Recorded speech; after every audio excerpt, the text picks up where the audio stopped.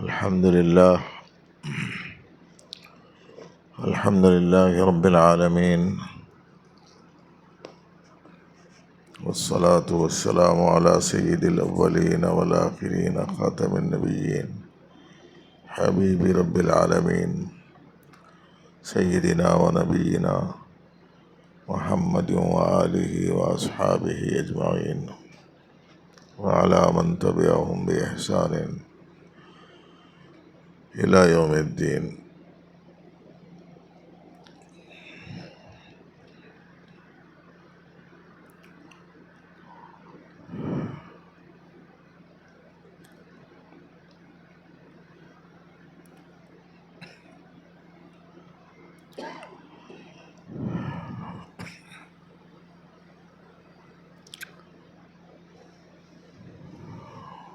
وبعد، فأعوذ بالله من الشيطان الرجيم. بسم الله الرحمن الرحيم.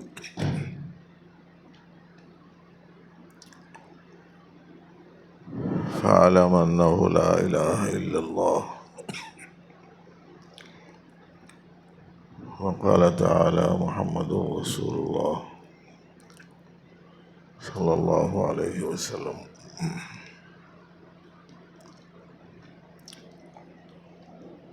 معزز حاضرین،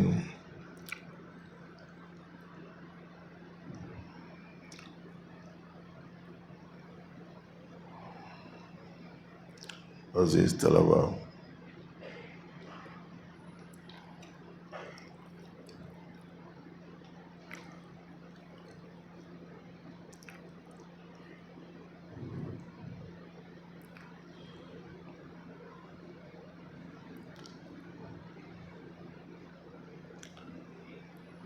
کلمہ طیبہ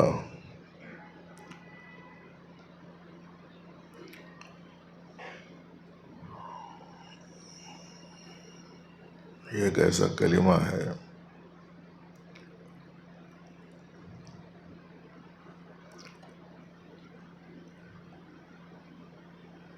کہ جو پورے دین اسلام کی تعلیمات کی بنیاد ہے.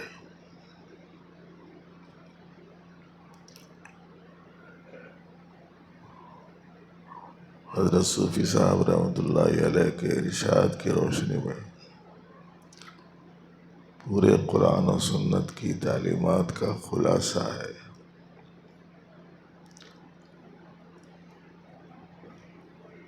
حضرت فرمایا کرتے تھے کہ اگر اس کلمے کو پھیلایا جاتا ہے تو پھر تعلیمات قرآنی، تعلیمات احادیث نبویہ، احکام فقہیہ، حقائق و معارف باطنیہ، وہ تمام چیزیں وجود میں آتی ہیں، اور جب ان کو سمیٹا جاتا ہے تو پھر کلمہ طیبہ بنتا ہے.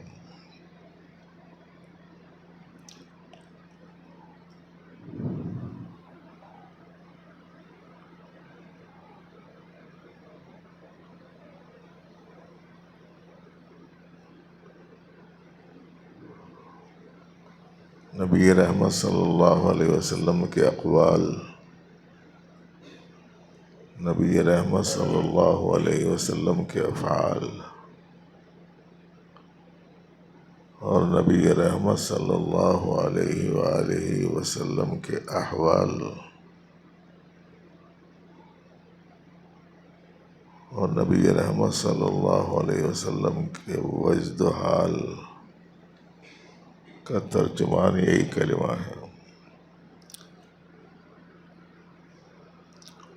حضرت نے ایک جگہ ارشاد فرمایا: سلام ان پر شریعت نام ہے اقوال کا جن کی، اور سلام ان پر طریقت نام ہے افعال کا جن کی. سلام ان پر حقیقت نام ہے احوال کا جن کی. سلام ان پر معارف، وجد و حال کا جن کی. تو پیارے نبی علیہ الصلوۃ والسلام کی تعلیم کا یہ خلاصہ ہے، اور یہ چاروں پہلو تعلیمات کے اسی سے نکلتے ہیں۔ اسی لیے یہ جو ہفتہ واری مجلس ہے، سلوک کی، تربیت کی، تصوف کی، اخلاقی درستی کی، نفس کی پاکیزگی کی، قلب کی صفائی کی، روح میں جلا پیدا کرنے کی، اور پھر اس سے آگے ہٹ کر تمام خلق سے خالی ہو کر ایک اللہ سے وابستہ ہونے کی، اور پھر اس کے بعد میں سیر فی اللہ کی جتنی تفصیلات ہیں وہ سب کا سب اسی سے نکلتی ہیں۔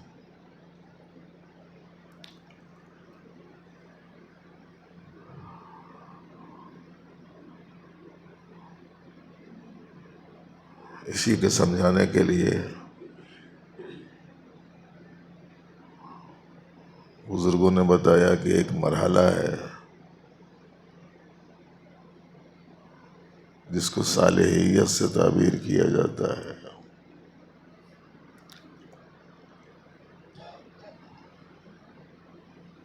جس کو ولایت عامہ کہا جاتا ہے۔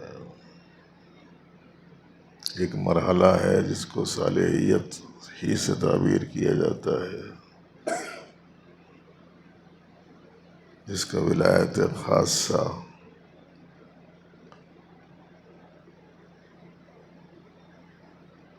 اصحاب یمین کا کہا جاتا ہے۔ اسی کا ایک مرحلہ ہے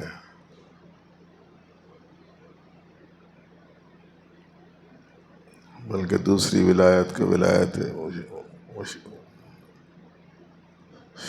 شہادت کا مقام بتایا جاتا ہے، اس میں توحید افعالی کو کھولا جاتا ہے۔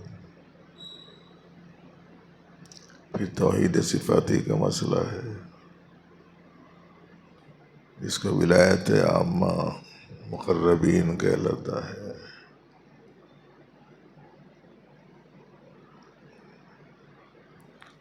لیکن اس میں اعتبارات قرب نوافل کا ہوتا ہے۔ ایک مرحلہ ہے توحید ذاتی اور وجودی کا، اس کو ولایت خاصہ مقربین کہا جاتا ہے، اور یہ مراتب کے اعتبار سے پہلا، دوسرا، تیسرا، چوتھا مرحلہ ہے جو متعلق کیا ہے بزرگوں نے مقام نفس سے، مقام قلب سے، مقام روح سے، مقام سر سے، ترتیب وار ہمیں ان مراحل کو اپنے عمل اور اپنے حال کے ذریعے سے بدلتے رہنے کا اہتمام کرنا ہے۔ اس واسطے کہ یہ علوم کا تعلق صرف جاننے سے نہیں ہے، سننے سے نہیں ہے،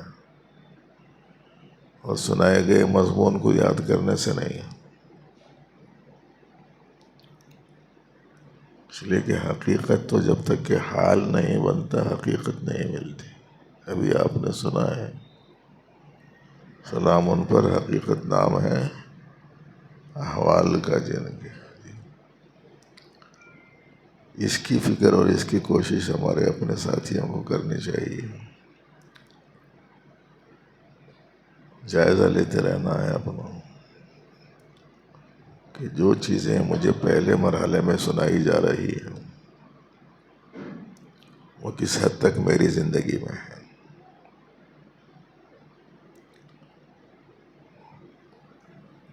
کلمہ طیبہ کے اعتبار سے پہلے مرحلے میں ایک مرحلہ ہے تصدیق کا اور ایک مرحلہ ہے تکذیب کا۔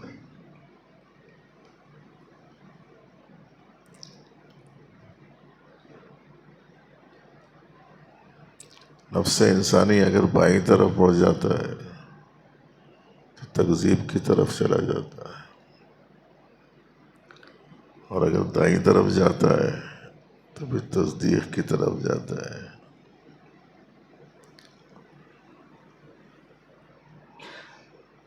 بائیں طرف جاتا ہے تو مظہر اسم مضل کا پیروکار بن جاتا ہے، اور اگر دائیں طرف مڑتا ہے تو مظہر اسم ہادی کا پیروکار بنتا ہے۔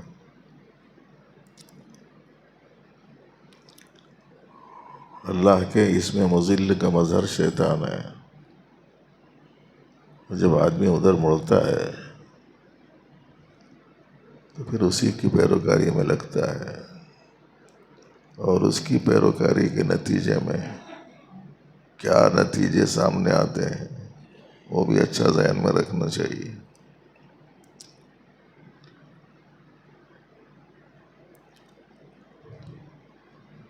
نفس کہتا ہے ارے بھائی یہ مذہب کو اگر مانے اور خدا کو اگر تسلیم کر لیے تو پھر اس کی بندگی کرنی پڑے گی، اس کی حکم کے تابع رہنا پڑے گا۔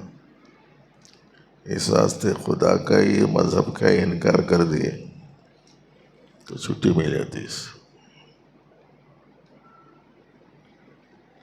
جو آدمی ایسا کرتا ہے وہ ملحد ہو جاتا ہے، اسی کا نام الحاد ہے۔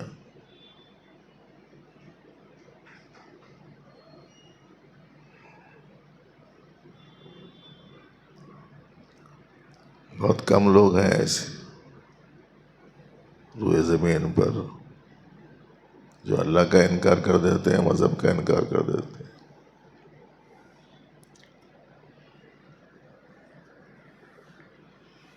کم از کم اعتقاد میں اللہ کو مانتے ہیں، مذہب کو مانتے ہیں،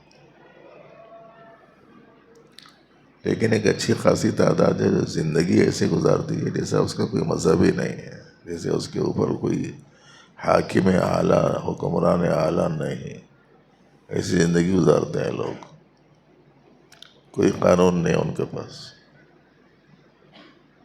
کوئی باس پرس کا احساس نہیں،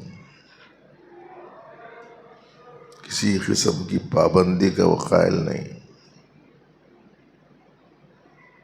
یہ عملی صورت اختیار کر جاتا ہے، یہی مرض۔ ذرا اس سے اپنے آپ کو بچا کر رکھنا۔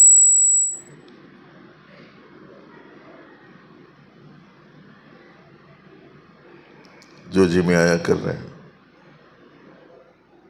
ارے بھائی مذہب، اسلام، قانون، اللہ کے احکام، نبی رحمت صلی اللہ علیہ وسلم کی تعلیمات، قرآن و سنت، اس سے کوئی بحث نہیں۔ اگر اس مرحلے پر ہیں تو بائیں طرف اچھی طرح مڑے ہوئے ہیں، سمجھنا چاہیے۔ اصحاب الشمال جی نے بولتے دائیں بائیں، اس واسطے بول رہا ہوں میں۔ اللہ تعالیٰ نے فرمایا اصحاب الیمین، اصحاب الشمال۔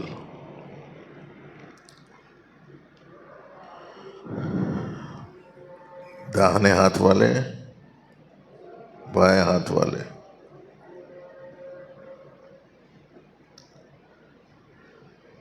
تو بائیں ہاتھ کی طرف مڑنے والے دو قسم کے ہیں، ایک اعتقاد کے اعتبار سے بھی اس بات کو مان لیتے ہیں، لیکن اکثریت ایسی نہیں ہے۔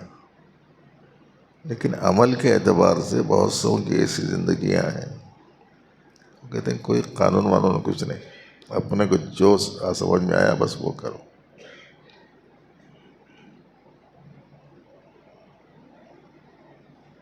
اور آپ کو معلوم ہے، نہیں معلوم ہے، مجھے نہیں معلوم ہے کہ اس وقت میں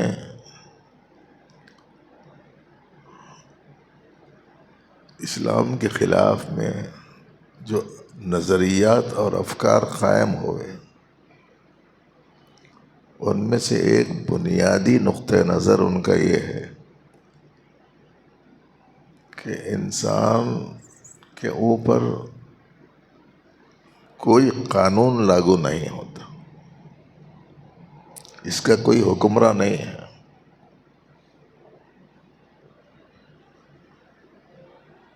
اس کو جو سمجھ میں آیا وہی قانون ہے بس، کوئی حکم کسی کا اس کے اوپر نہیں۔ باقاعدہ اس وقت میں نظریہ ہے یہ،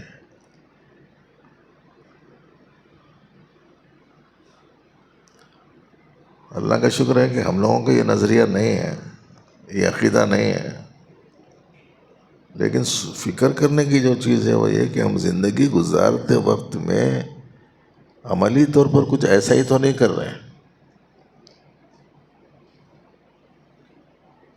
کہ اپنے کو جو سمجھ میں آیا بس وہ کرو، کوئی قانون وانون نہیں، کیا لے کے بیٹھے یہ زمانے میں مذہب اسلام قرآن حدیث۔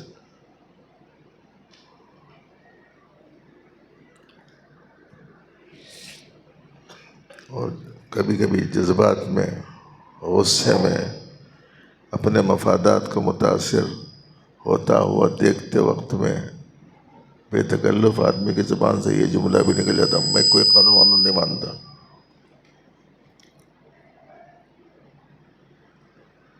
اس واسطے ہر چیز میں دو پہلو ہیں، ایک اعتقادی ایک عملی۔ اللہ کا شکر ہے کہ اعتقاد میں الحاد نہیں ہے، لیکن عمل میں تو نہیں ہے، ذرا یہ دیکھ لینا چاہیے۔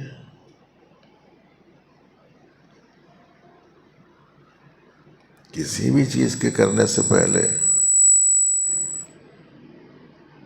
اس میں اللہ کا حکم کیا ہے، نبی علیہ السلام کی ہدایت کیا ہے، طریقہ کیا ہے، وہ دیکھنا ضروری ہے۔ یہ کچھ بنیادی باتیں ہیں جو ہمارے اندرون میں پائے جانے والی جو زندگیوں کے احوال ہیں اس کو پیش نظر رکھ کر سنا رہا ہوں میں۔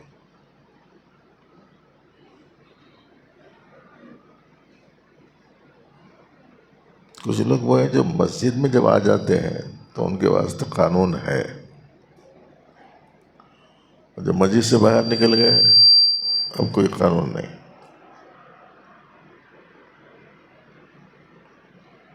یہ جو مائک ہے، میری آواز بیمار ہے، امام صاحب کی آواز اچھی تھی تو ان کے حساب سے جو ساؤنڈ تھا شاید وہی ساؤنڈ رکھے، شاید میرے حساب کا ساؤنڈ رکھو، میری آواز ذرا پست قسم کی ہے، بیچ میں چوں چاں کر رہا ہوں،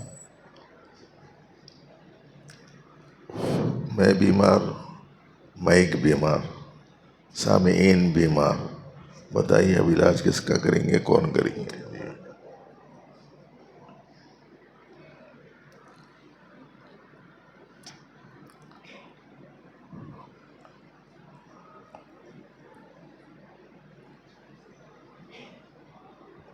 قیامت کے دن اللہ پاک کسی کے سیدھے ہاتھ میں اعمال نامہ دیں گے، کسی کے بائیں ہاتھ میں دیں گے۔ جن کے سیدھے ہاتھ میں اللہ پاک دیں گے، اللہ تعالیٰ فرماتے ہیں بے انتہا خوش ہوگا۔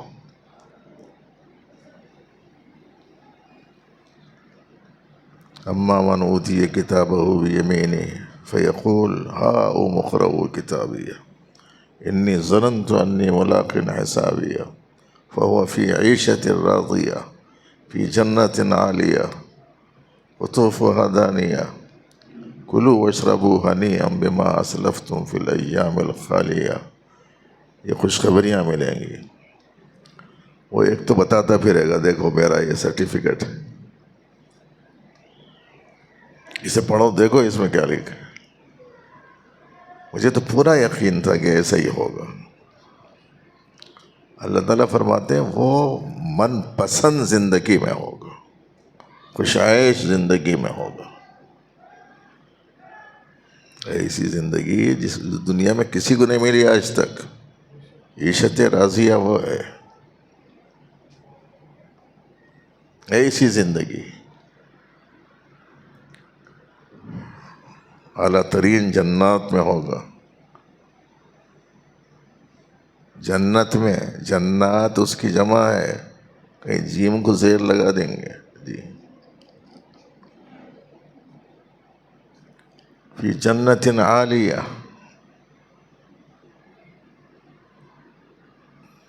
اونچے درجے میں ہوگا، جس میں پھلوں کے بے حساب انبار ہوں گے. اللہ تعالیٰ فرمائے کھاؤ پیو خوشی سے، مزے سے. یہ وہ تمہارے اعمال کا بدلہ ہے جو تم نے دنیا میں کیے تھے. یہ ہے داہنے ہاتھ والے. دائیں طرف مڑنا بولے تو سمجھ میں آ رہا جی.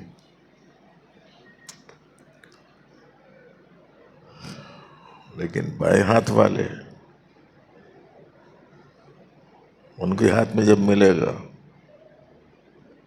وہ کہے گا کیا؟ یا لیتنی لم اوت کتابیہ ولم ادر ما حسابیہ یا لیتہا کانت القاضیہ ما اغنی عنی مالیہ ہلک عنی سلطانیہ خذوہ فغلوہ ثم الجحیم صلوہ ثم فی سلسلۃ ذرعها 70 ذراعا فاسلکوہ انہ کان لا یؤمن باللہ العظیم. جس کے بائیں ہاتھ میں اعمال نامہ ملے گا وہ کہے گا کاش کہ مجھے رزلٹ دیا ہی نہ جاتا، مجھے مال کام نہیں آیا. میری دنیا میں جو حیثیت تھی، جو وقار تھا، جو مقام تھا، جو پوزیشن تھی، جو کرسی تھی، جو عہدہ تھا، جو بادشاہت تھی یا حکمرانی تھی، کوئی چیز کام نہیں آئی. ہلک عنی سلطانیہ. اللہ تعالیٰ فرمائیں گے اسے پکڑو،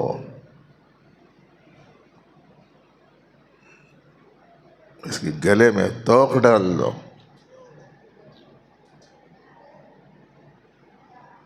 پھر جہنم کی طرف اسے گھسیٹو.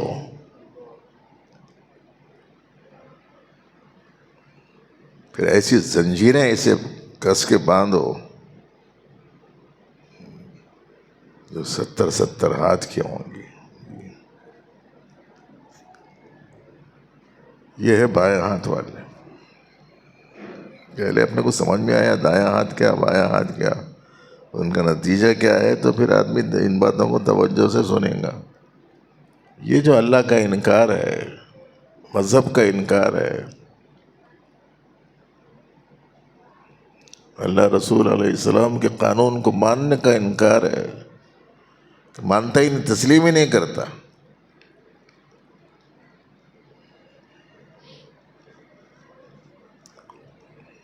اگر اللہ کی کوئی وحدانیت کا انکار کرتا ہے تو پھر کافر ہو جاتا ہے. تکذیب کا ایک مرحلہ یہ ہے، چٹلانے کا کلمہ طیبہ کو.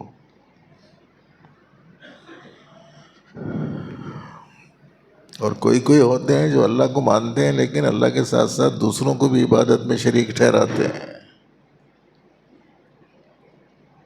تو اس کو مشرک کہتے ہیں. وہ ملحد تھا، دوسرا کافر تھا، یہ تیسرا مشرک ہے.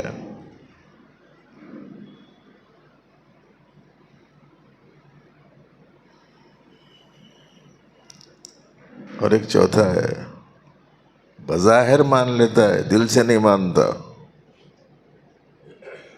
کلمہ طیبہ کی تصدیق دل سے نہیں کرتا، زبان سے کہتا ہے، تو وہ منافق ہے.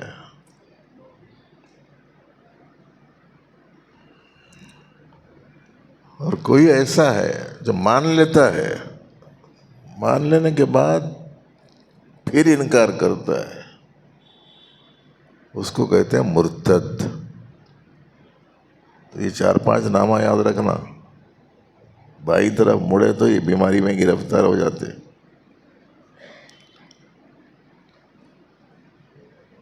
اصحاب الشمال ہیں یہ.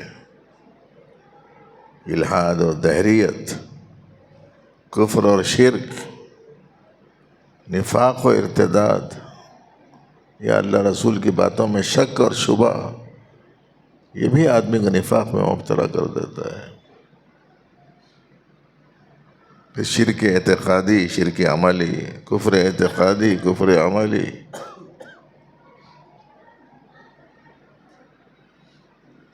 نفاق اعتقادی، نفاق عملی. اس میں اعتقادی طور پر تو اللہ کا کرم ہے، بزرگوں کی محنتوں کا ثمرہ ہے، علماء کرام کی محنتیں ہیں، یا یوں کہہ لیجیے کہ اس طرح کی ہمارے اکابر کی مجالس کی برکت ہے. اعتقاد میں تو محفوظ رہیں، لیکن عملی طور پر جس طرف توجہ کرنی چاہیے، اس میں تھوڑا سا ہم لوگوں کو فکر مند ہونا چاہیے. میں اللہ کی کسی بات کا انکار تو نہیں کرتا، لیکن میرے کسی عمل سے انکار سمجھ میں تو نہیں آ رہا.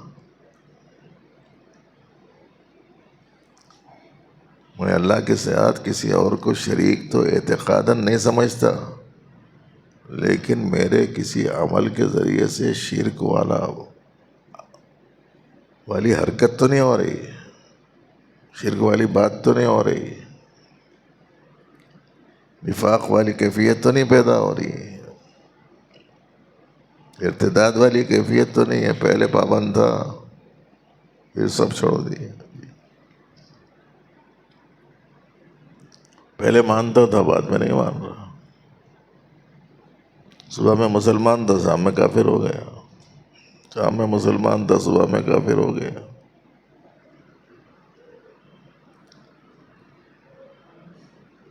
تو کلمہ طیبہ کو جھٹلانا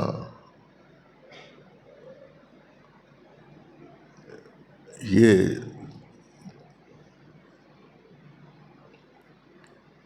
ان برائیوں میں آدمی کو مبتلا کرنے کا سبب بنتا ہے.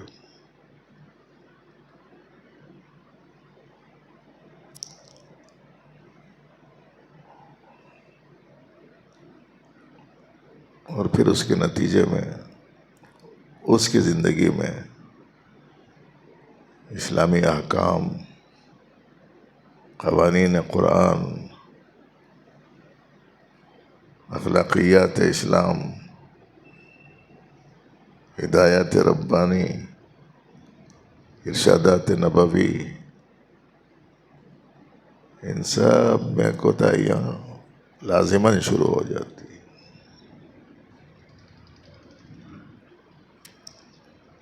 یہ نفس کی سب سے بدترین حالت ہے جو آدمی کو درپیش ہوتی ہے.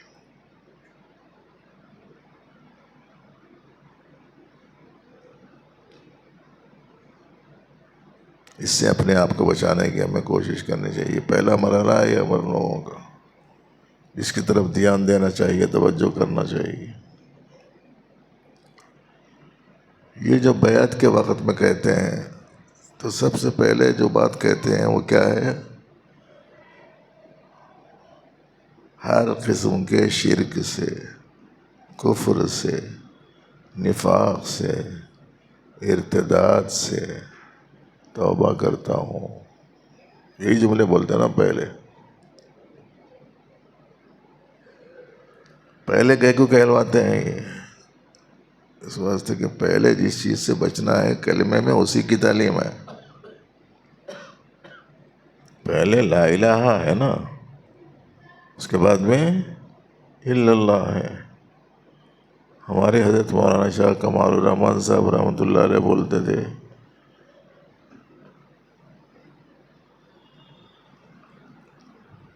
کہ کلمہ جو ہے وہ اقرار سے نہیں، انکار سے شروع ہوتا ہے.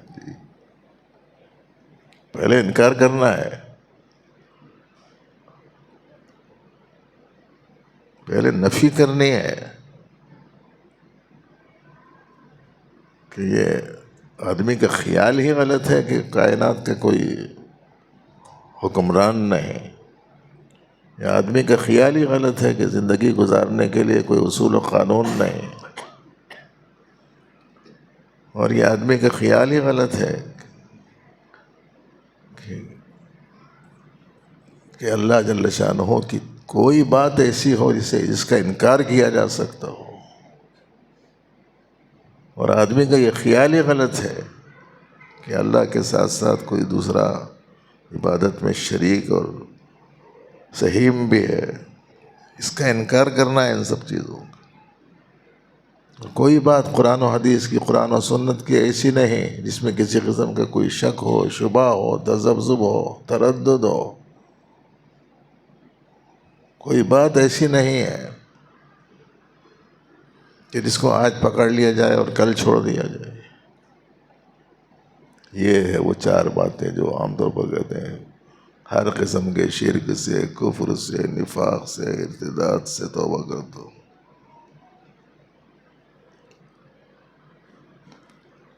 ہم لوگ بیعت بھی ہو جا رہے ہیں، اور شیخ صاحب کہلوائے وقت میں یہ جملے بھی کہہ لے رہے ہیں،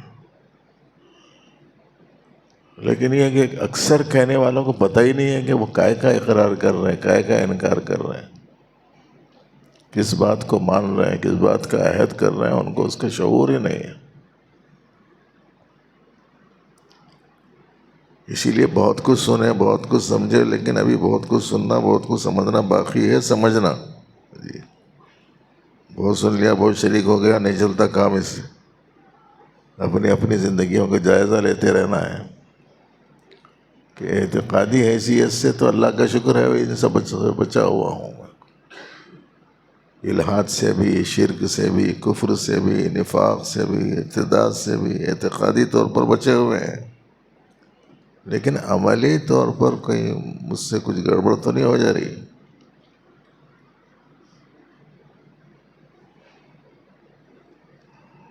نفس جو ہے پہلے مرحلے میں ان چیزوں میں سے کسی چیز میں مبتلا کرتا ہے، اور یہ اصحاب شمال کے گویا ابتدائی خواص میں سے ہے۔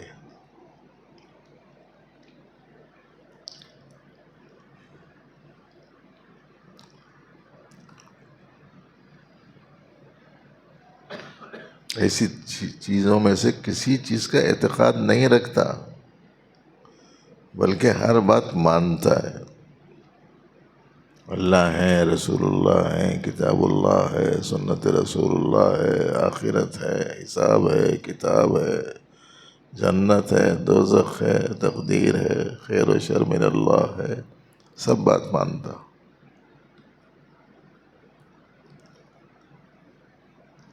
تو اب وہ بائیں طرف کے بجائے دائیں طرف آ گیا۔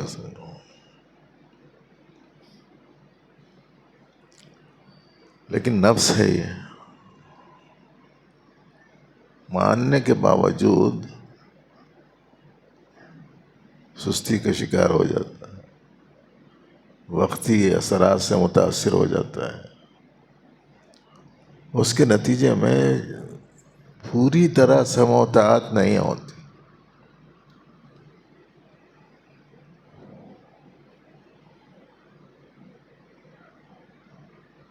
کچھ مان لیتا ہے، کچھ کے خلاف کر لیتا ہے۔ مثلا نماز پڑھنے کو کہہ دیا، نماز پڑھ لیا، غیبت سے بچنے کو کہا، وہ بچتا نہیں، تو ایک اچھا ہی کر لیا لیکن ایک برائی میں مبتلا ہو گیا۔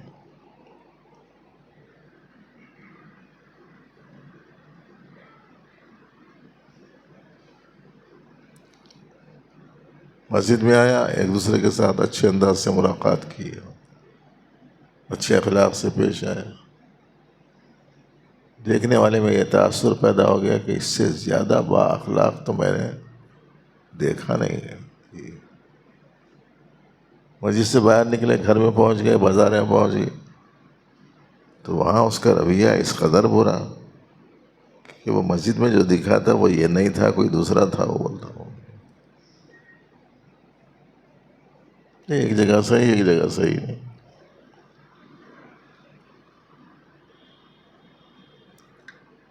کچھ احکام پورے کرتا ہے، کچھ احکام چھوڑ دیتا ہے، کچھ نافرمانیوں سے بچ جاتا ہے، کچھ نافرمانیوں سے نہیں بچتا۔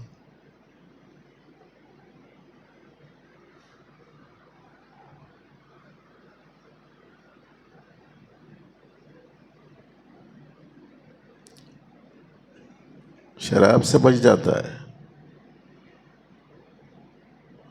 لیکن اپنے مرے ہوئے بھائی کے گوشت کے کھانے سے نہیں بچتا۔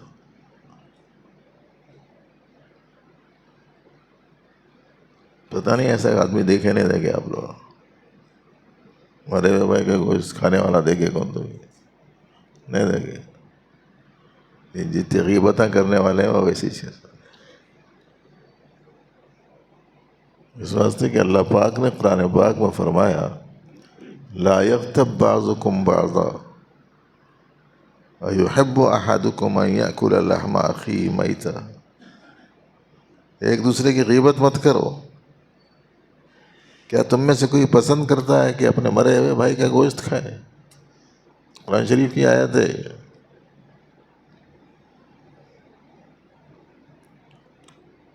تو ایک برائی سے بچتا دوسری برائی سے نہیں بچتا۔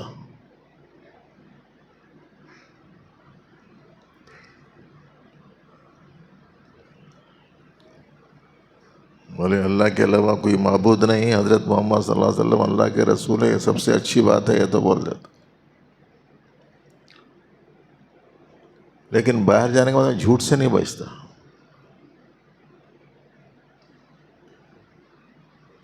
ظاہر ہے کہ سب سے بری بات ہے نا۔ اللہ تعالیٰ نے شرک کے ساتھ بیان کیا ہے اسے قرآن شریف میں۔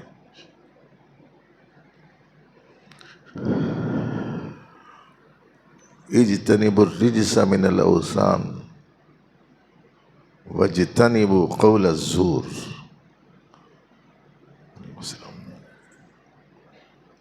بتوں کی پرستش سے بچو اور جھوٹی بات سے بچو۔ کتنی سخت ترین یہ نہیں ہے قرآن شریف کی کہ اللہ تعالیٰ نے شرک کے بعد اسے بیان کیا، لیکن جھوٹ آج عام ہے۔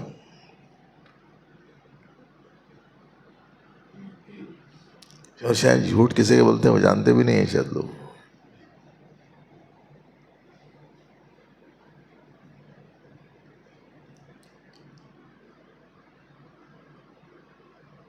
خلاف واقعہ بات جھوٹ کہلاتی ہے، جیسی ہے نہیں ویسی ہے بول دینا۔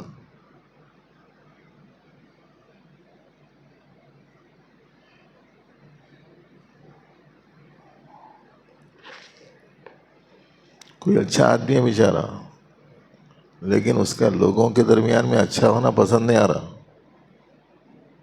تو اس کی طرف کوئی ایسی باتیں منسوخ کرنا شروع کر دیتا، ارے تم کیا معلوم ہے، اس میں تو یہ ہے، اس میں تو وہ ہے، اس میں تو وہ ہے۔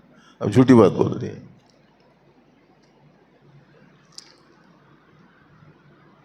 اتنا بڑا گناہ ہے، لیکن اس کی اہمیت نہیں ہے۔ آج بازاروں میں جھوٹ ہے، گھروں میں جھوٹ ہے، کاروبار میں معاملات میں جھوٹ ہے۔ تو بھائی اب تک کی گفتگو کا جو خلاصہ ہے وہ یہ ہے کہ کچھ چیزیں وہ ہیں جو ہم اپنی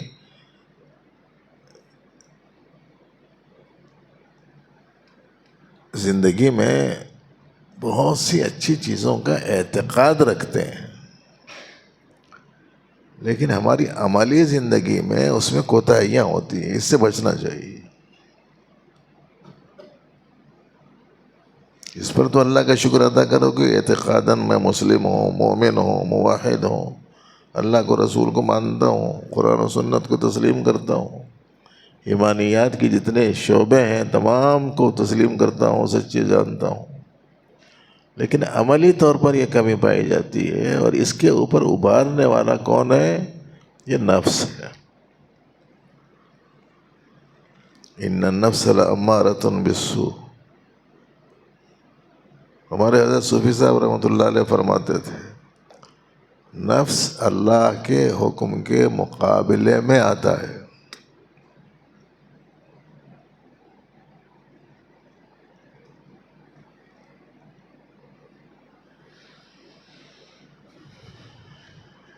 اللہ جو بولے اس کے خلاف کرو بولتا کرتا. بہت سارے نوجوان بچے ہیں یہاں بیٹھے ہوئے, مؤذن صاحب کی آواز آ گئی اذان کی فجر میں, آنکھ بھی کھل گئی اس کی اس بات سے کہ وہ مائک میں تھی آواز, اذان ہوئی تھی. اور کوئی کسی مجلس میں بیٹھا تھا تو اس کا ذہن بن گیا تو انہیں الارم رکھ لیا فجر کو کیسا بھی اٹھنا چاہیے بول کے اپنے فون میں, اور وہ سر کے پاس رکھا ہوا ہے. یا اذان سے آنکھ کھلی یا گھڑی میں موجود الارم سے آنکھ کھلی, نفس کیا بولتا ابھی بہت ٹائم ہے بولتا, نتیجے میں اذان سن کے بھی سو جاتا. آنکھ کھل گئی اور آج کل گھڑیوں میں الارم ایسی ہے کہ ہر 2 منٹ کو 5 منٹ کو بجتے رہتی, اور ہر ایک کے پاس گھڑیاں الگ الگ ٹائمنگ ایڈجسٹ کر کے رکھتے وہ لوگ, کوئی تو 2 منٹ کے فصل سے, کوئی 5 منٹ کے, کوئی 10 منٹ کے.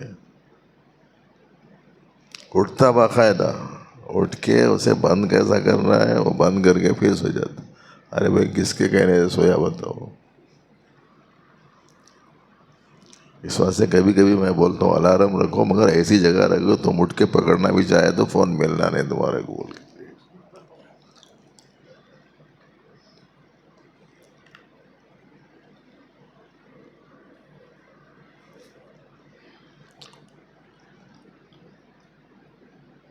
نفس کی مانتے ہیں, یہ نفس ادھر لے جاتا ہے سستی کاہلی کی طرف. حدیث میں آتا ہے کہ جب آنکھ کھل جاتی ہے صبح کے وقت میں تو شیطان آ کے ایک منتر پڑھتا کرتا.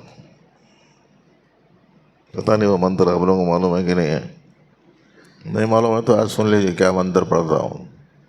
ان منتر پڑھتا ہے ارقد علیک لیل طویل, ارقد علیک لیل طویل, یہ پڑھتا کرتا. یعنی ابھی بہت ٹائم ہے آرام کر لے, ابھی بہت ٹائم ہے سو جا. ایسے کہتے ہیں نا کرنول والے, یہ سامنے بیٹھا ہوا ہمیں کو ایسے دکھ رہا تھا. یہ فجر کی نماز نہیں ہے آج امت مسلمہ میں, 4 نمازاں پڑھ لیں گے فجر نہیں پڑھیں گے. ایک صاحب کو اللہ جزائے خیر دے, انہوں تو خالی ایک ہی مہم, ایک نکاتی فارمولے پہ عمل کرنے کی کوشش کر رہے. انہوں کسی دوسری ریاست کے ہیں شاید, کچھ نہیں, 100% مسلمان 5 وقت کے نمازی بن جانا بس. ایک ہی نقطہ ہے ان کی محنت کا. اور ہم لوگ پرانے وہی کیفیت ہے, فجر کی نماز کا اہتمام نہیں. لفظ اہتمام بھی بار بار سنتے ہیں مگر اس کے بارے میں معلوم نہیں ہے لوگوں کو لفظ اہتمام کیا ہے. حالانکہ توبہ کے کلموں میں یہ بھی بولتے اہتمام سے نمازوں کی پابندی کروں گا, 5 وقتہ نمازیں اہتمام سے ادا کروں گا. اہتمام کے بارے میں حضرت مسیح الامت رحمۃ اللہ علیہ فرماتے تھے اہتمام ہم سے ہے, اس کی فکر رہنا. جب کوئی فکر ہوگی تو کتنی مرتبہ ہم لوگ سنتے رہتے ہیں اپنے اپنے گھروں میں, ارے بھائی وہ 4 بجے اٹھ کے ایئرپورٹ جانا ہے ذرا جلدی سو جاؤ بولتے. اہتمام ہے وہ. سونے سے پہلے آپ کو فکر ہونی چاہیے کہ مجھے اتنے بجے اٹھنا ہے, تو ایسی صورت ہے مجھے کم از کم اتنا وقت پہلے سو جانا چاہیے تاکہ میں وقت پر اٹھ سکوں. اور رات کے 2 بجے تک 3 بجے تک جگتے رہیں گے جیسے آج کل شادیوں میں چل رہا.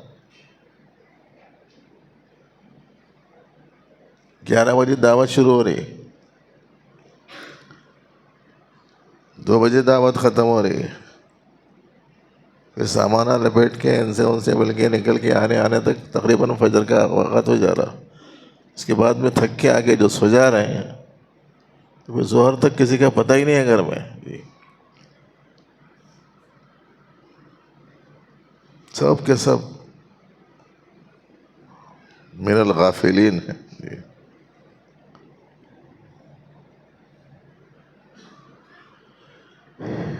اسی لیے حدیث شریف میں آتا ہے کہ رات میں ذرا جلدی سو جایا کرو تاکہ صبح اٹھنے میں آسانی ہو. جب پہلے اٹھ جاؤ تو دوپہر میں تھوڑا سا قیلولے کا بھی معمول بنا لو تاکہ باڈی پر بھی زیادہ بار نہ پڑے، بقدر ضرورت بدن کو بھی تھوڑا سا آرام مل جائے، بدن کا بھی حق ادا ہو جائے. تو اگر تکذیب سے نکلے تو تصدیق کی طرف آنے کے بعد میں یہ کلاٹیاں کھاتے رہتا آدمی. ایک بات مان لیا، ایک بات نہیں مانا، ایک وقت مان لیا دوسرے وقت نہیں مانا، ایک جگہ مان لیا دوسری جگہ نہیں مانا، رمضان میں مان لیا رمضان گیا تو پھر نہیں مانا. جی یہاں تو نہیں ہوں گے نا بیماری، رمضان غیر رمضان دونوں برابر ہوں گے نا. یہاں ہے فرق. ہمارے حیدرآباد میں تو بہت فرق دکھتا. جی رمضان میں مسجداں فل، رمضان جاتے ہی مسجداں خالی. یہاں بھی کچھ ایسا ہی ہے کیا؟ وہی بھی کچھ بھی نہیں بول رہا ہے. ایسا مولانا محمود صاحب جو ہے ایسے آداب سکھا کے رکھ دیے، بڑے لوگوں کے سامنے کچھ بولنا نہیں بولتی. یہ سبق سکھا کے رکھ دیے، ادب کے خلاف ہے کچھ بولنا. جی ارے بھائی پوچھے تو بول دیا کرو. جی بعض تو ایسے ہوتے ہیں بیچارے کہ رمضان میں لڑائی جھگڑے کا موقع آیا تو بولتے کہ رمضان ہے بول کے خاموش بیٹھ رہا ہوں، رمضان جان دے پھر بتاتا ہوں. اس کا مطلب یہ کہ نیت اس کی اسی وقت سے ویسی ہے. تو وہ نیک بنا نہیں، نیک بننے کا کی اداکاری کر رہا ہے.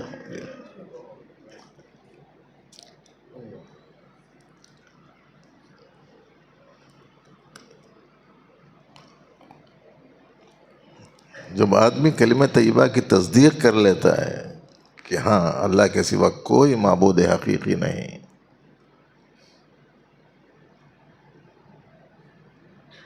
اور حضرت محمد مصطفیٰ صلی اللہ علیہ وسلم اللہ کے بندے اور رسول ہیں،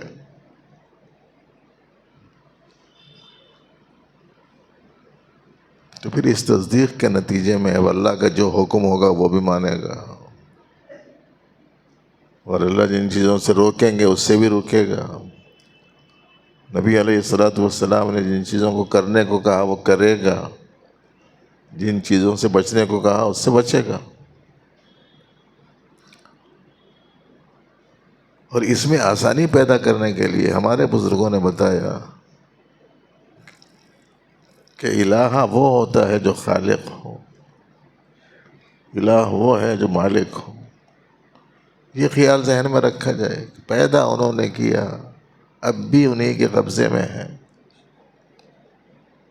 تو پھر ایسی صورت میں سب کچھ ان کا دیا ہوا ہے. جب سب کچھ ان کا دیا ہوا ہے اور اب بھی میں انہی کے قبضے میں ہوں، تو پھر ایسی صورت میں ان کی دی ہوئی چیز کو ان کی مرضی کے مطابق ہی استعمال کرنا. اور چونکہ میں ان کے ہی قبضے میں ہوں تو اگر نافرمانی کروں گا تو ایسی صورت میں پھر میرے ساتھ میں جو معاملہ کیا جائے گا وہ میرے لیے بہت زیادہ تکلیف دہ ہوگا. ایک تصور آدمی کا قائم ہو جائے گا. اب اللہ کے خالق ہونے اور مالک ہونے کے تصور کے نتیجے میں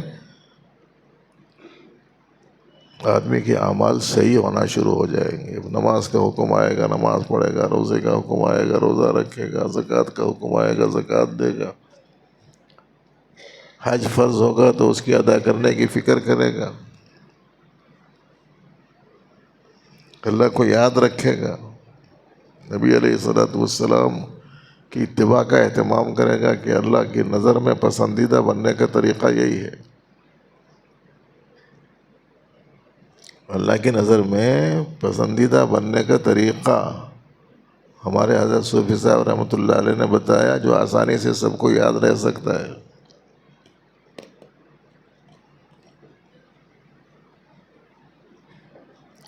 وہ طریقہ کیا ہے؟ حضرت نے فرمایا کسی کو نظر میں جماتا چلا جا، کسی کی نظر میں سماتا چلا جا۔ کسی کو نظر میں جماتا چلا جا سے مراد کون ہے؟ حضرت محمد مصطفیٰ صلی اللہ علیہ وسلم، ان کو نظروں میں جما لینا۔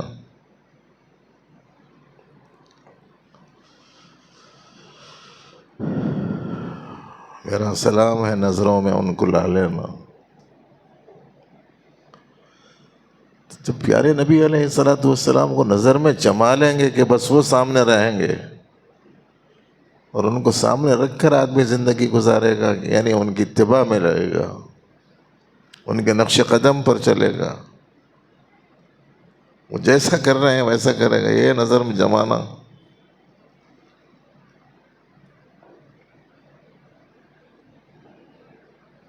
کسی کے بارے میں آپ کو معلوم کرنا ہے کہاں جا رہا ذرا دیکھو بول، تو بولنے والا کیا بولتا؟ میاں ایک پل کے لیے بھی نظر اس سے نہیں ہٹنا چاہیے، کدھر جاتا ہے کدھر نہیں جاتا، سب چیزیں دیکھنا۔ تو دائیں طرف گیا، بائیں طرف گیا، کون سے گھر میں گیا،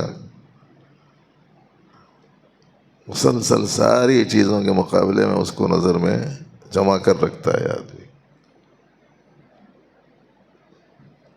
پیارے نبی علیہ الصلوۃ والسلام کو آدمی نظر میں اگر جما لیتا ہے، یعنی ان کے نقش قدم پر چلتا ہے، انہیں کی پیروکاری میں زندگی بسر کرتا ہے، انہیں کو سب سے زیادہ چاہتا ہے، وہی اس کی نظروں میں بسے ہوئے ہوں، تو یہ وہ طریقہ ہے جس کے نتیجے میں اللہ کی نظر میں وہ بندہ سما جاتا ہے۔ تو پہلے کسی کو نظر میں سے مراد، کسی سے مراد نبی علیہ السلام ہے، اور دوسرے کسی میں جو کسی کا لفظ ہے وہ اللہ پاک کے لیے ہے۔ اگر اللہ پاک کی نگاہوں میں پسندیدہ بننا ہے تو پھر ایسی صورت میں نبی رحمت صلی اللہ علیہ وسلم کی اطاعت و اتباع میں زندگی بسر ہونا ہے۔ یہی ہے فاتبعونی یحببکم اللہ، میری اتباع کرو اللہ تم سے محبت کریں گے۔ کلمہ طیبہ کی تصدیق کے نتیجے میں آدمی میں یہ اثر آنا چاہیے کہ معبود حقیقی صرف اللہ ہے، اور اطاعت اللہ کی، اللہ کے رسول کی، اتباع نبی علیہ السلام کی اور قرآن کی۔ ہدایت اسی پر موقوف ہے، واتبعوہ لعلکم تہتدون، پیارے نبی علیہ السلام کی اتباع کرو تاکہ تمہیں ہدایت مل جائے۔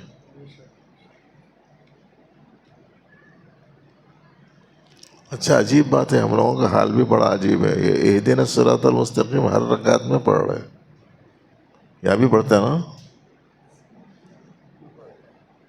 اہدنا الصراط المستقیم ہر رکعت میں پڑھ رہا ہے۔ اے اللہ مجھے سیدھا راستہ دکھا، سیدھا راستہ دکھا، سیدھا راستہ دکھا۔ اللہ تعالیٰ فرما رہے ہیں کہ سیدھا راستہ تو نبی کی اتباع میں ہے، واتبعوہ لعلکم تہتدون، نبی کی اتباع کرو، قرآن کی اتباع کرو، یہ ہے ہدایت والا راستہ۔ اور اتباع میں کوئی قید نہیں ہے، فلانی چیز میں اتباع کرو۔ ویسے آج کل شوال میں جو ہے شادیاں بہت ہو رہے ہیں، جو دیکھو النکاح من سنتی بول کے لکھتا، وہ سنت میں کتنی سنت ہیں اس کا تو پتہ ہی نہیں ہے اسے۔ بھائی 2 رکعت سنت میں کتنی سنتیں ہیں معلوم؟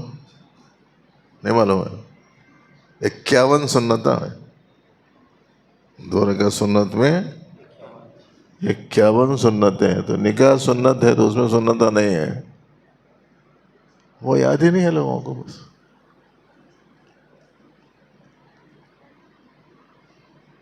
51 سنتیں 2 رکعت میں کہاں ہیں؟ بولے تو نور الہدایہ پڑھو معلوم ہوتا۔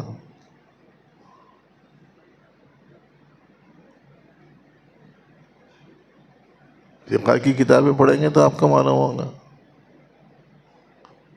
ہم لوگوں تو 2-4 دن کی باتیں معلوم کر لیں کہ بس میرے کو بہت ہی معلوم ہے اور کچھ کی ضرورت نہیں ہے، بلکہ سمجھ کے بیٹھے ہوئے ہیں.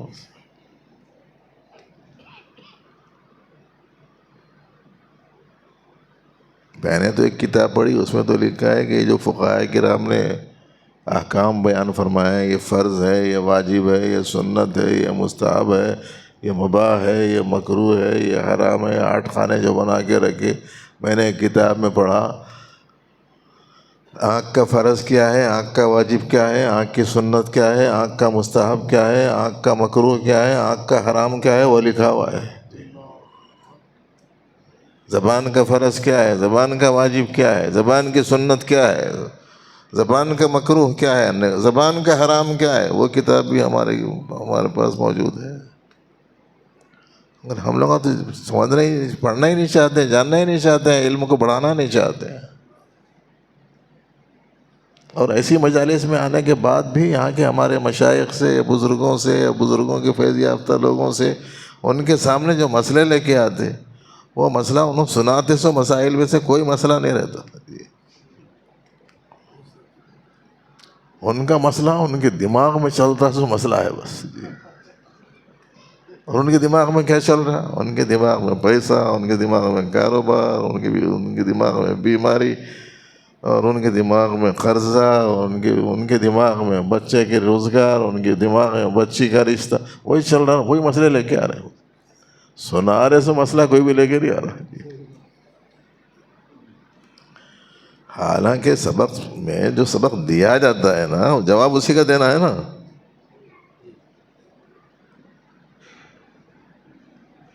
جو سبق دیا جاتا ہے اسی کے بارے میں پوچھنا چاہیے، اسی کے بارے میں جواب دینا چاہیے. وہ نہیں، اس سے کوئی بحث ہی نہیں ہے اس کی.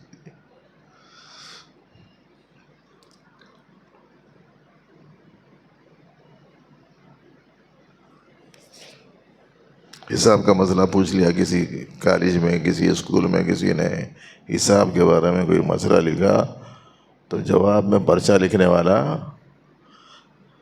تاج محل پہ ہسٹری لکھنا شروع کر دی. پوچھنے والا کیا پوچھا؟ حساب. انہیں کس کی ہسٹری لکھ رہا؟ ارے یہاں مجلسوں میں سنانے کا کچھ ہے، تم لوگوں سنانے کا، جواب سنانے کا کچھ. انہوں دیے سے سبق کوئی اور ہے، اور ہم لوگ لا کے اس کے سامنے جو مسئلے رکھ رہے ہیں وہ الگ ہے. ہر مسئلے کا آسان حل ہے. جس کسی قسم کی حاجت ہے. سیدنا عبد القادر جیلانی رحمۃ اللہ علیہ نے فرمایا، اذا سألت فاسأل اللہ واذا استعنت فاستعن باللہ. جب کسی سے مانگو تو بس اللہ سے مانگو، اور کسی سے مدد چاہو تو اللہ سے مدد چاہو. 2 رکعت نماز پڑھیں، اللہ پاک سے مانگ لیں. جو زبان اپنے کو آتی ہے اس میں مانگ لیں، جو بھی مسئلہ ہے کسی کا. اب اس کے بعد کا جو مسئلہ ہے وہ یہ ہے کہ مانگ رہے ہیں مگر مسئلہ حل نہیں ہو رہا. تو جس کے پاس جا رہے ہیں اس کو کیا سمجھ کے جا رہے ہیں؟ اس کے پاس انہیں مسئلہ حل کرتا بول کو جا رہے ہیں یا دعا پوچھنے جا رہے ہیں؟ اگر مسئلہ حل کرتا بول کے جا رہے ہیں تو پھر لا الہ الا اللہ کیا ہے؟ ہم نے اللہ کے علاوہ کسی کو بھی رب نہیں مانا ہے، کسی کو بھی ضرورتوں کا پورا کرنے والا نہیں مانا ہے. تو پھر اس کے پاس کیوں جا رہے ہیں؟ دعا پوچھنے جا رہے ہیں. دعا پوچھنے جا رہے ہیں تو ٹھیک ہے، دعا پوچھ لو، کیا دعا پڑھ لینی چاہیے. باقی یہ ہے کہ دعا تو پھر دعا ہی ہے. کل ہی ایک خاتون آئی تھی، میں نے کہا یہ پریشانی ہے، میں نے کہا یہ دعا پڑھ لو. بولا کتنے دن تک پڑھنا ہے؟ بولے تو میں بولا میرے کیا معلوم، اللہ میاں کب حل کر دے گی. بولا اپنا کام مانگتے رہنا ہے، انہوں حل کب کرتے اس کو معلوم، اللہ کو معلوم ہے. حضرت یعقوب علیہ السلام کا مسئلہ اللہ میاں 40 سال کے بعد میں حل کرے. جی ارے بھائی بچپن میں ہے تو حضرت یوسف علیہ السلام کو کنویں میں لے جا کے پھینک دیے. اب وہ رو رو کے ان کی آنکھیں سفید ہو گئی. روزانہ یوسف یوسف یوسف یوسف وابیضت عیناہ من الحزن ان کی آنکھیں رنج کی وجہ سے سفید ہو گئی تھی. اب وہ کنویں میں سے نکالے گئے، مصر کے بازار میں لائے گئے، بیچے گئے، مختلف مراحل سے گزرے، پھر مختلف حالات و واقعات پیش آئے، اور پھر اس کے بعد میں جی ان کو مصر کا ذمہ دار بنایا گیا، اور پورا وہاں کا وزیر خزانہ ان کو گویا بنا دیا گیا، یا بیشتر اختیارات ان کے ہاتھ میں آ گئے.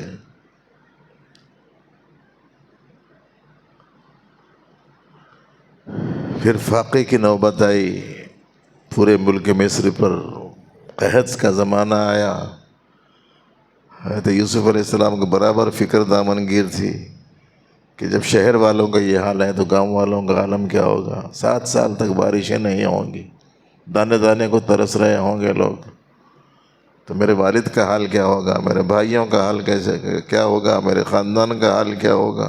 سب کچھ سوچ رہے، مگر ان کو بھی معلوم ہے کہ اللہ پاک نے اس کے واسطے ایک وقت مقرر رکھا ہے، جی اسی وقت میں ظاہر کرنا ہے اسے.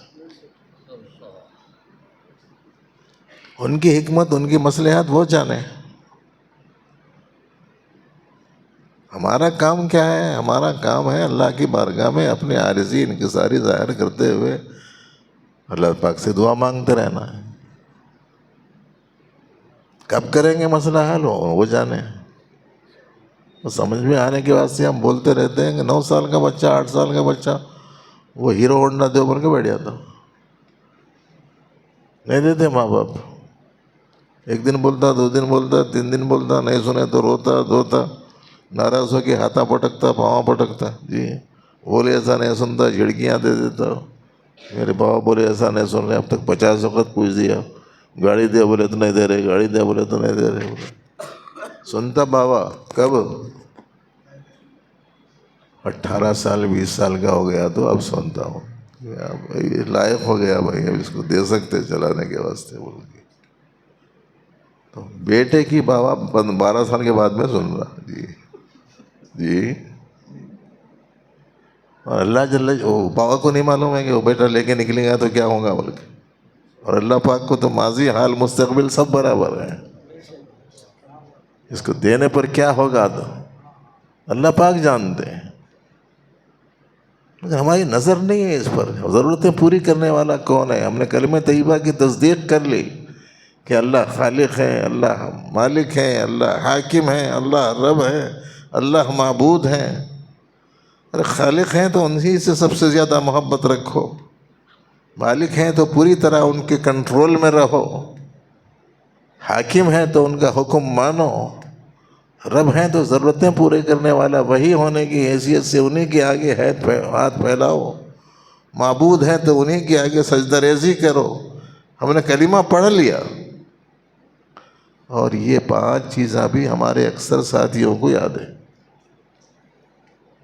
خالق، مالک، حاکم، رب، معبود، اعتبارات الوہیت، پنجہ الوہیت، سارے ساتھیوں کو معلوم ہے. لیکن ایک دن بھی بیٹھ کے نہیں سوچ رہا مجھے سب سے زیادہ محبت کس سے ہے، میں سب سے زیادہ کس کے قابو میں ہوں. دوست کے قابو میں ہوں، کالج اسکول کے ساتھی کے قابو میں ہوں، کہ گھر والی کے قابو میں ہوں. کس کے قابو میں ہوں یار؟ کسی آفیسر کے قابو میں ہوں، کسی لیڈر کے قابو میں ہوں، جیسا بولے ویسا سنتے.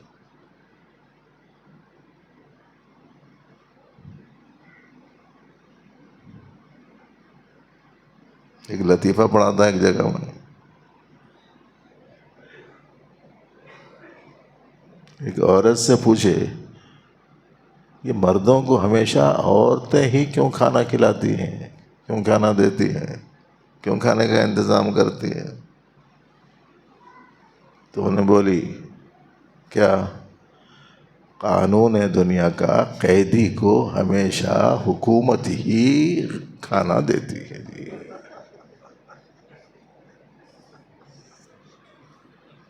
وہ قصہ ہو گیا اس وقت. مکمل قابو میں جو بولے وہ سنتے چلے جا رہے ہیں.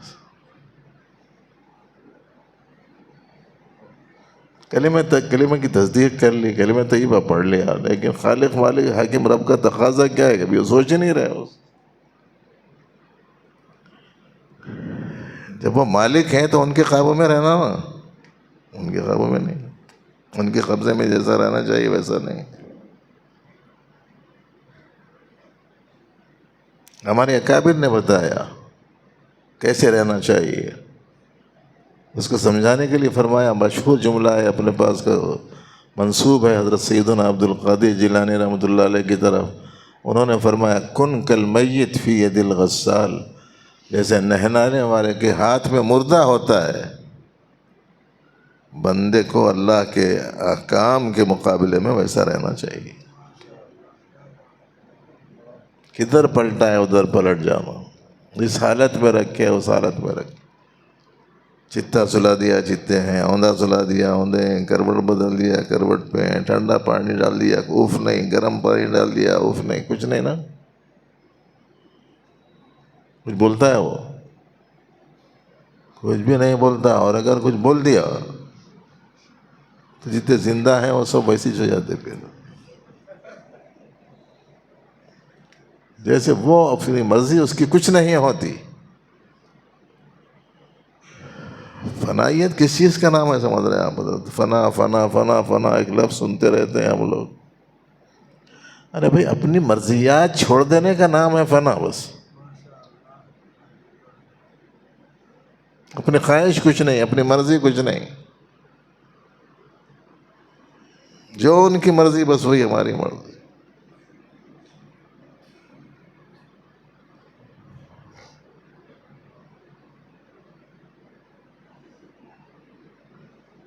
ادھر مولا ادھر شاہ دولا سنتے رہتے. جی ارے بھائی ان کی جیسی مرضی ہے بس وہی ٹھیک.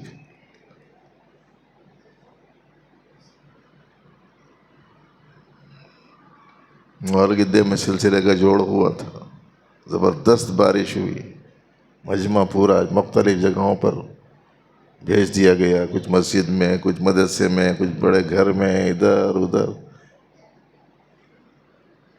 حضرت بولے حضرت اچھا خاصا اجتماع چل رہا تھا، یہ تھا وہ تھا، لیکن ایسا ہو گیا. بولے تو حضرت نے فرمایا کہ بھائی ہماری مرضی کب چلی تھی؟ ہماری مرضی کب چلی تھی جو آج چلے گی؟ وہی ہوتا ہے جو اللہ پاک چاہتے ہیں. اور ہم لوگوں نے عقیدوں کی کتابوں میں پڑھ رکھا ہے، جو مولوی لوگ ہیں، ما شاء اللہ کان وما لم یشاء لم یکن، اللہ جو چاہتا ہے وہی ہوتا ہے، اور جو وہ نہیں چاہتا وہ نہیں ہوتا. کلمہ طیبہ کی تصدیق یہ تمام چیزوں کا تقاضا کرتی ہے، اور نفس اس میں رکاوٹیں ڈالتا رہتا ہے.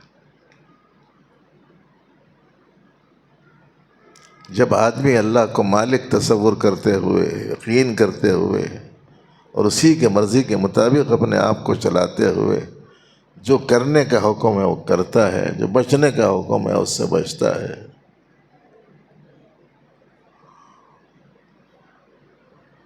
تو پھر اسے مقام صالحیت ملتا ہے. یہ پہلا مقام ہے.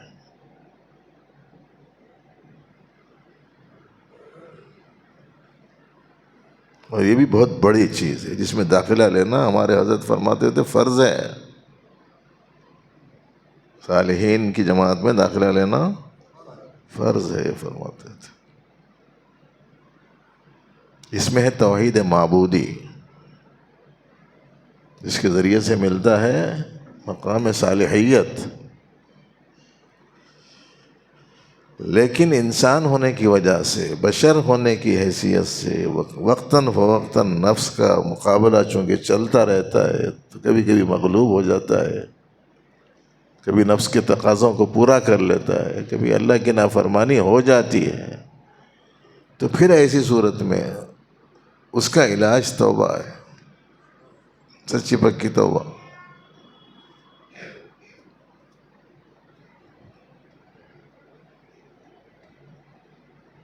کل ہی ایک صاحبہ آئی تھی، نہیں صاحب وہ پابندی کرتے ہیں تھوڑے دن گناہوں سے بچنے کی، لیکن اس کے بعد میں پھر توبہ بھی کر لیتے، مگر پھر ہو جاتا کیا کرنا. تب سمجھانا کی ضرورت پڑتی ہے تو وقتاً فوقتاً سمجھاتے رہتے ہیں.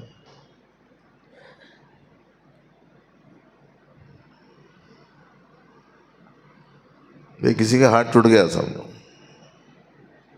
ڈاکٹر کے پاس گئے، انہیں پٹی وٹی باندھ دیا، باندھنے کے بعد میں بول دیا کہ بس ہاتھ ایسے ہی رکھنا ہے، گلے میں لٹکا کے رکھنا اور کسی کا دھکا لگنے نہیں دینا.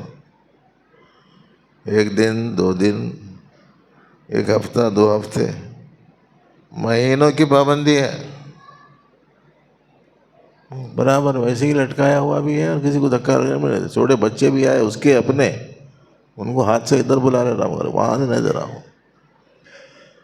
جب ایک علاج کیے ہیں ایک بیماری کا تو ایسی صورت میں کتنا خیال رکھتا ہے اس کا کہ بھیگنے نہ پائے، کسی کا دھکا لگنے نہ پائے، ہاتھ سیدھا ہونے نہ پائے، اس میں حرکت ہونے نہ پائے.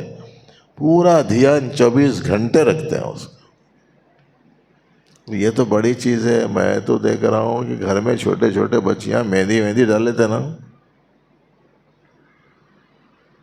مہندی ڈال لیے تو ادھر ادھر نہیں لگنا بول کے وہ کپڑا وپڑا بھی باندھ لے رہے ہیں.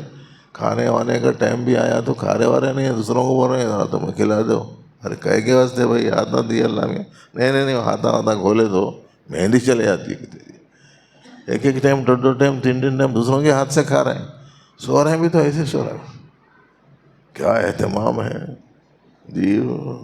مہندی اور اس کی رنگت کو بچانے کا کتنا اہتمام ہے.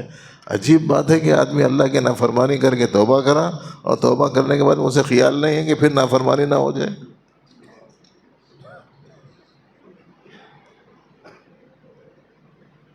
توبہ کس چیز کا نام ہے؟ آئندہ نہیں کرنے کا عہد ہونا، اس کا نام ہے توبہ.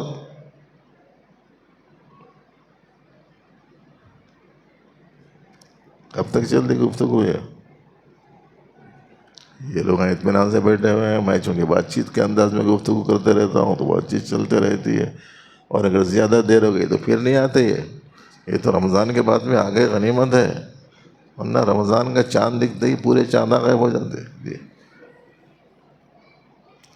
بہرحال 1 گھنٹہ ہو گیا.